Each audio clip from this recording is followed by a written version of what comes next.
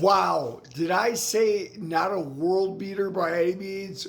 That just goes to show you, Derek. Shut up and let the card speak for itself. Let's talk about Cub Swanson first. What a way to finish your career.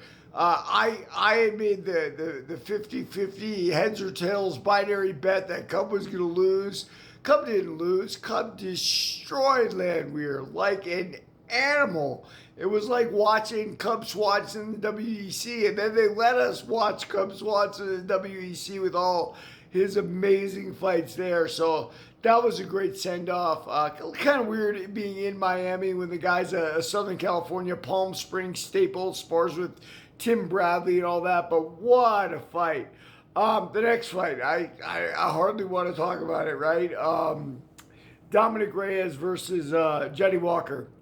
Look, in a card where everything is smash him, grab him, knock him, sock him, there's got to be a stinker. That was the stinker. Do I think Dominic Reyes won that fight? I don't think either one of them won that fight. I think if I could give losses to both of them, I would, and I'd move on. But that's unfortunately not how the fight game works. So listen, we're going to get a bad one once in a while. That was our bad one.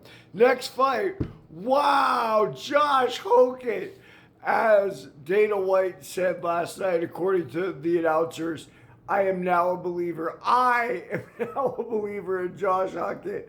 Look, I've always told you guys, when I was on performance-enhancing drugs, it wasn't so much that it increased my hand-eye coordination, my power, although it did do all of that. What it did more than anything was it allowed me to make mistakes, right? I.e. get clocked on the chin and just regroup and keep going. I mean, if Josh Hockett wasn't on PEDs, he's on natural PEDs that are unbelievable. What a fun fight, man. I got to imagine that eventually he's going to run into somebody that's going to chop him up, right? Like, that's just logical. Curtis Blades got hurt very early and was never able to move it back to a technical fight where he could have saved it. Another thing I noticed very conspicuously, and this is important, Hockett is 230 pounds or so, 235, right? Was a wrestler and a football player in college. Fresno State Bulldogs, baby.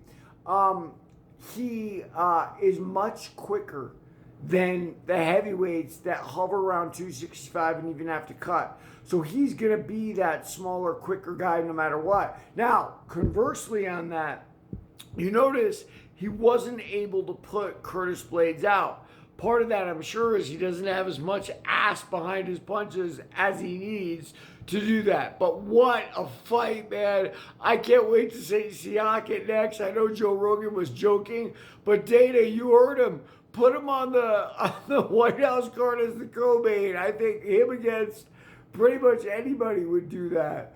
Paulo Costa versus who essentially Asmad or whatever his name is a version of Hockett, a more technical version of Hockett that had been walking through all the heavyweights.